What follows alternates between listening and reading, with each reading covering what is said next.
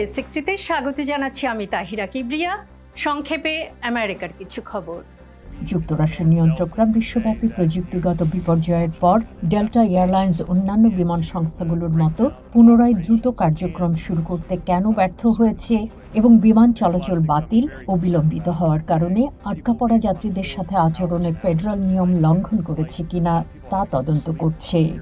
আন্তর্জাতিক Olympic committee বুধবার আনুষ্ঠানিকভাবে 2034 সালের শীতকালীন অলিম্পিকের আয়োজক হিসেবে আবারও যুক্তরাষ্ট্রের ইউটা রাজ্যের সল্টলেক সিটিকে নির্বাচন করেছে। যুক্তরাষ্ট্রের প্রতিরক্ষামন্ত্রী লয়েড অস্টিন মঙ্গলবার পেন্টাগনে ইরাকের প্রতিরক্ষামন্ত্রী খাবিব মোহাম্মদ আল আব্বাসির সাথে দ্বিপক্ষীয় প্রতিরক্ষা অংশীদারিত্ব নিয়ে বৈঠক করেছেন। আজ পর্যন্তই। Tahira Kibria, voice of America, Washington.